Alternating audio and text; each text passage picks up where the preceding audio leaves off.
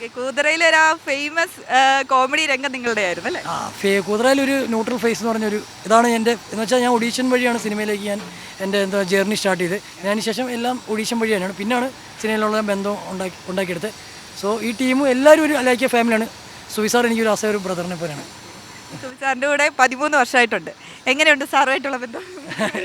അടിപൊളിയാണ്. എന്ന് വെച്ചാൽ എന്നാൽ ഈ ടീം ഞാൻ പറഞ്ഞല്ലോ ഓൾറെഡി ഒരു ആസ് എ ഫാമിലി പോലെയാണ്. ഇത്രയും വർഷമായിട്ട് സാറിൻ്റെ ഒരു ഭയങ്കരമായിട്ടൊരു എഫേർട്ടുണ്ട് ഈ ടീമിന് ഇത്രയും കൊണ്ടുവന്നതിൽ. ആ ഡെഡിക്കേഷനും ഭയങ്കര പാഷനേറ്റാണ് ക്രിക്കറ്റ് എന്ന് പറഞ്ഞു കഴിഞ്ഞാൽ. അപ്പോൾ അതുപോലെ ഈ ടീം അതുപോലെ തന്നെ ഇതിലെല്ലാ മെമ്പേഴ്സും ഈച്ച് ആൻഡ് എവരി വൺ എല്ലാവരും ഭയങ്കര ഫ്രണ്ട്ലിയാണ്. അതുകൊണ്ട് നമ്മളെന്താ എൻജോയ് ചെയ്താണ് നമ്മൾ കളിക്കാറ്. ഓക്കെ, നമുക്ക് നെക്സ്റ്റ് അടുത്തയാളെ പരിചയപ്പെടാം. ഹായ്, നമസ്കാരം. പേര് റോഷൻ എന്നാണ്. ഞാൻ മ്യൂസിക് ഡയറക്ടറായിട്ടാണ് നമ്മളുടെ സെലിബ്രിറ്റി ക്രിക്കറ്റ് ടീമിൽ വർക്ക് ചെയ്യുന്നത്. ഏതായിരുന്നു മ്യൂസിക് ചെയ്തിട്ടുള്ളത്? ഇപ്പോൾ ലാസ്റ്റ് തമിഴാണ്.